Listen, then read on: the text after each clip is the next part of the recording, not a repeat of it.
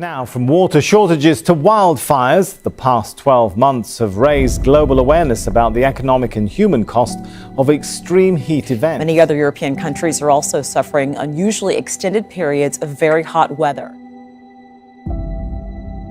And that's what we've been seeing in these spectacular images from across the globe, in Berlin, at the Colosseum in Rome. It's the longest eclipse this century, nearly 2 hours. There is a storm raging inside. It cannot be contained, not this time.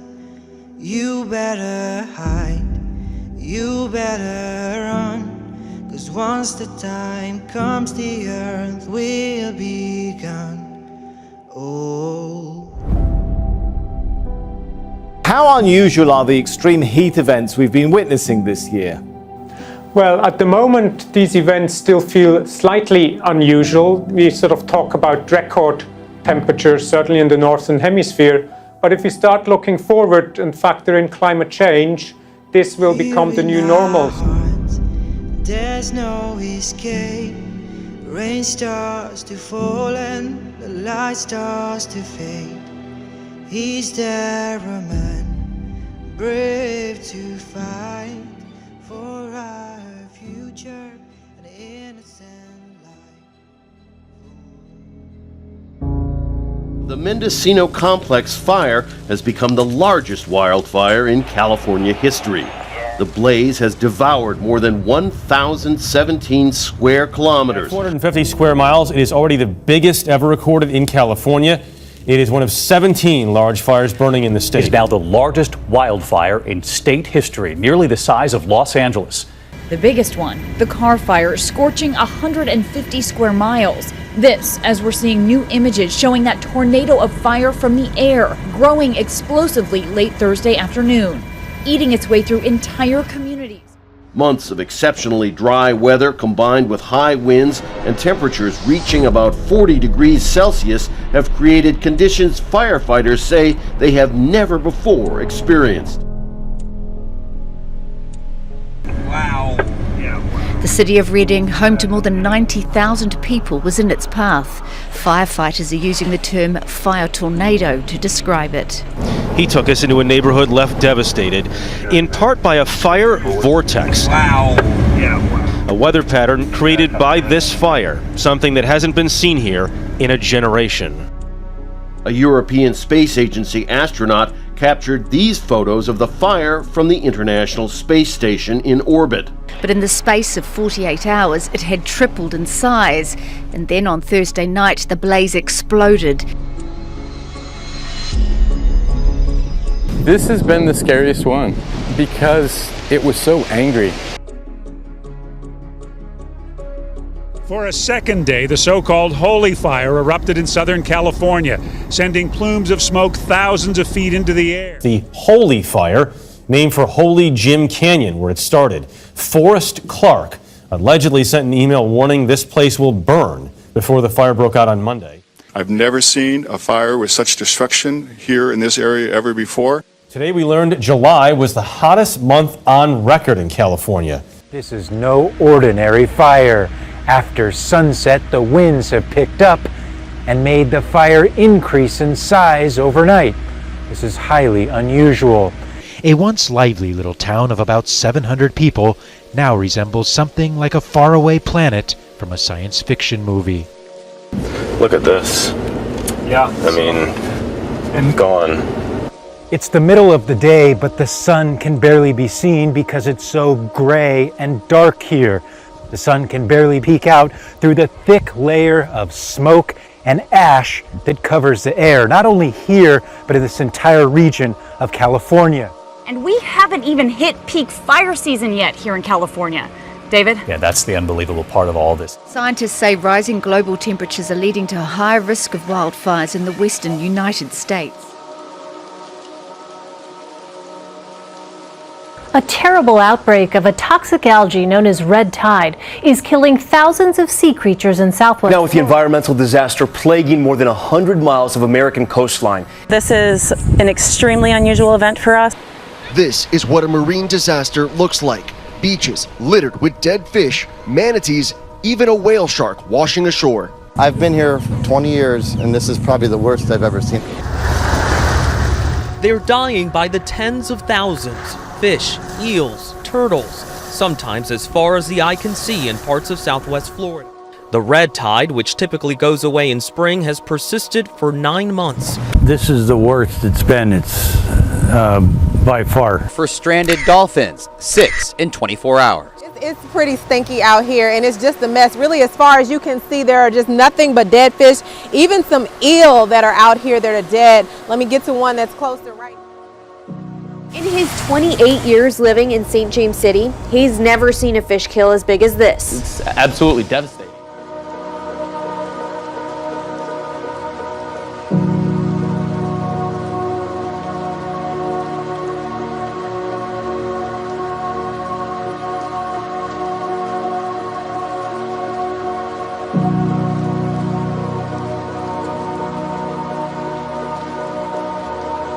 This was one for the history books, the longest lunar eclipse in this century. For more than 100 minutes, the blood moon bathed the night skies with its red glow, captivating Greek gods and ordinary mortals. We all remember the great American eclipse that was almost 1 year ago now. And tonight, a spectacular event seen around the world, the longest total lunar eclipse of the century. Rome has a stunning skyline, but tonight the real spectacle was the sky itself. It was a spectacular sight that dazzled stargazers across the world. This was a free show with no regard for borders. They gazed at the same moon in Gaza, in Israel, in Egypt. It was the night of the red moon and the red planet. Mars was closest to the Earth and brightest in 15 years. Oh my God, the Earth is shaking. After the second deadly earthquake in a week. The magnitude 6.9 quake struck, sending worshipers right there running to escape a mosque.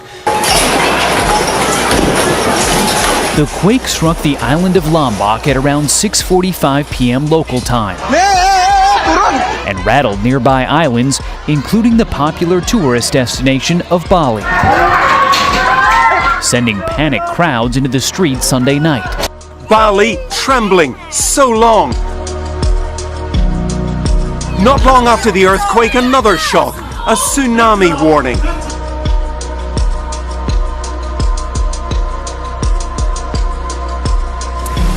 And down near Simcoe and Bremner, it was a virtual river in the streets. You can see the water lapping up there as the heavy rain continues to hit one of the more prone spots in the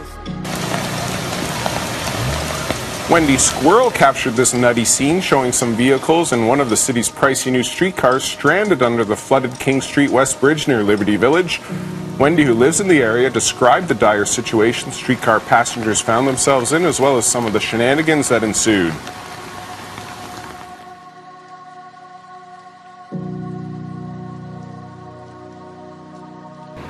Much of Australia's pastoral heartland has turned to dust. It's an overwhelming drought.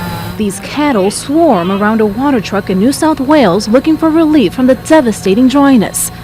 The ground has become too bare for grass to grow, and the weather too extreme to predict. It's been one of the driest years on record.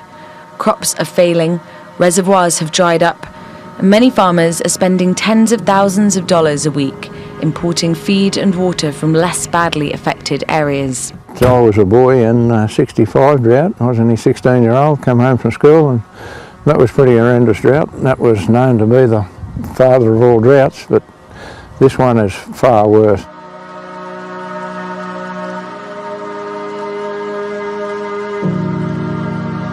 On Sunday night, the out-of-control flames threatened homes in the hilly Monchique district. That was after near-record temperatures that reached almost 47 degrees in some areas. The heat waves blamed for causing wildfires across northern Europe. High temperatures and weeks of drought contributed to major wildfires, forest fires that is, in Sweden and in neighboring Norway as well, following its hottest recorded temperature in May.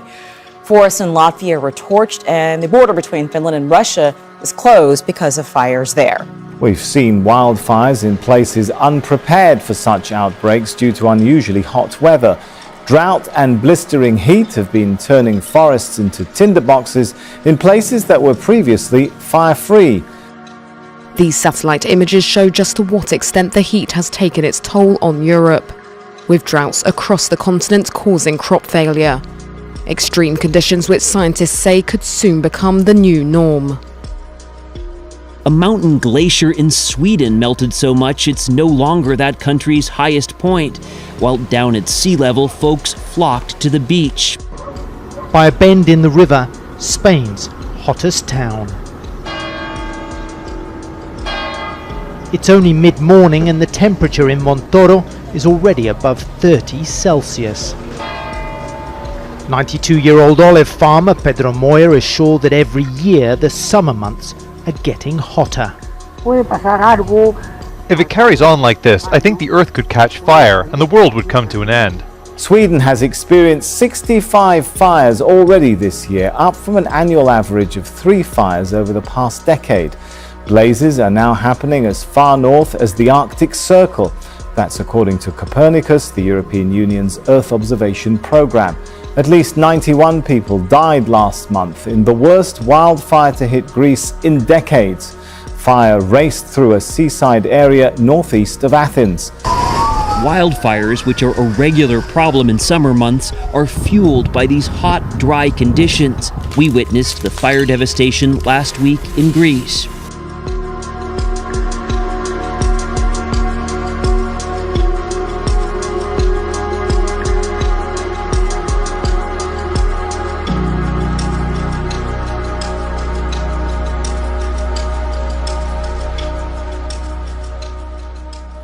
I remember when I first really noticed the changing climate was in the middle 90s at an El Nino year. If you broke a temperature record, it was by 0.1 or 0.2. So it was a rare event. Okay. To break a record by 3 or 4 degrees was unprecedented, unheard of. So I thought, well, this isn't just El Nino. There's something else going on here. And this is what we're seeing. We've seen most years since that records in any one place are broken by more than a degree, a significant amount.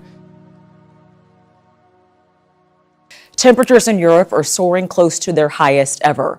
48 degrees Celsius is the current record set in the Greek capital Athens back in 1977. This weekend's continental heat wave is expected to smash that all-time high. Hot air from Africa is baking Spain and Portugal and the Iberian Peninsula. Highs of 36 degrees Celsius in Rome, 40 in Seville, and 41 in Merida in Spain. Europe is sweltering, with temperatures that are too hot to handle for some residents in Madrid. In the Netherlands, officials had to close some roadways because the intense heat melted the asphalt. At the peak of the tourist season, temperature records that have stood for 4 decades are falling. Now the hot air is moving north towards France, where forecasters are predicting a peak of 36 degrees in Paris and Lyon on Tuesday. 3 cities in France have banned high-emissions cars from the roads to manage the pollution amid the high temperatures. Dutch people are sweltering in their longest ever recorded heat wave. Water shortages are beginning in the Netherlands. In Germany, the unusually hot summer has resulted in the nation's earliest recorded grape harvest. The extra heat and sunlight has caused the fruit to mature much faster than expected. I grew up on a vineyard around here. I'm 52 years old and I've never seen the grape picking season start in the first week of August. And northern latitude countries worldwide are facing their hottest summers in history. Dozens of Japanese died of heat-related conditions in the past 3 months as temperatures topped 40 degrees. South Korea had record-breaking highs this week. 52 degrees was recorded in California's Death Valley last month. What's really outstanding about this summer is not that we just have it warm in Europe, but that we've seen records falling from California all the way to Japan. So we've got to make the assumption that these things will keep getting worse and worse year upon year, whatever we do. But in the past, probably when you and I were children, we expect the weather to move around, such that we got a day of rain, a couple of days of sunshine, and then it would rain again. So that is a moving pattern. The weather patterns tend to move around the Northern Hemisphere and the Southern Hemisphere. We're talking about the Northern Hemisphere summer now. But what seems to have happened, well, what obviously has happened this year, is the movement has stopped. Also, an important indicator of how the planet and the climate system as a whole is changing. And in fact, it would be fair to say we don't know what the full consequences would be. So as the ocean becomes increasingly exposed to the atmosphere, that has the potential to change ocean circulation in ways that could affect large parts of the planet. On camera, a fire NATO in the British Midlands. It was sparked by a massive fire Tuesday. The fire NATO occurred after a layer of cool air got on top of the hot air, causing a swirl similar to the way a tornado is formed. It took 10 fire trucks from 3 fire companies to get that fire under